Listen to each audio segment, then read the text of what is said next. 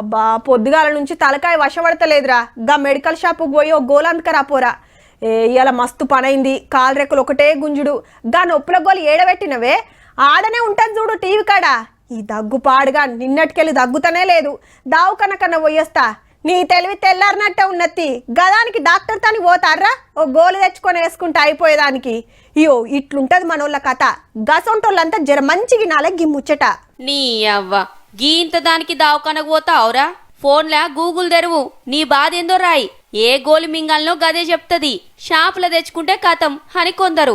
ఏ doctor కాడికి పోయినా గవ్వే రాస్తాడు. మెడికల్ షాప్ కు పోయి జ్వరానికి గా గోలి, దగ్గుకు గీ గోలి, సర్ది కాది కాలరెక్కలు గుంజితే ఇదని తెచ్చుకునేటోళ్ళు ఇంకా కొందరు. కానీ రోగమేందో నొప్పేందో తెలియకుండా ఇష్టం ఉన్నట్టు యాంటీబయాటిక్ గోళీలు మింగితే పెయికి అవే అలవాటై బీమార్లు తగ్గించే పవర్ గుంజే డేంజర్ ఉంటది. మళ్ళా ఎక్స్పర్ట్ సలహాలు సూచనలు పాటిస్తూ ఆ మందులు తీసుకోవడం అనేది ఇంపార్టెంట్. మనం ఇర్రాషనల్ యూసేజ్ ఆఫ్ యాంటీబయాటిక్స్ కారణంగా ఈ యాంటీబయాటిక్ పనిచేయడం మానేసింది. టెక్నాలజీ పుణ్యమాని ఏ చిన్న తగ్లివైనా గూగుల్ తల్లిని బతిలాడు, దుఃఖనం పోయి గోళీలు తెచ్చుకునుడు, బఠానీలు బుక్కినట్టు బుక్కుడు.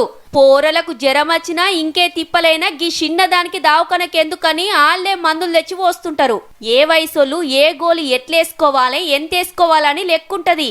అదే దాటితే అపాయం. మరి షార్ట్ కట్స్ కారణంగా ఏదో డబ్బులు సేవ్ చేస్తుంది అని ఒక అపోహలో ఉంటారు. సో మీ సింపుల్ కన్సల్టేషన్స్తో పోయే దాన్ని అనవసరంగా అడ్మిషన్ దాకా తీసుకురావద్దు. కాబట్టి ఏ మందు వాడాలా డాక్టర్ సలహా తీసుకొని తప్పకుండా. కానీ దావకాళ్ళల్లో అడ్డగోలుగా ఫీజులు గుంజుడు కూడా సొంత వైద్యానికి ఓ కారణమేమో మరి.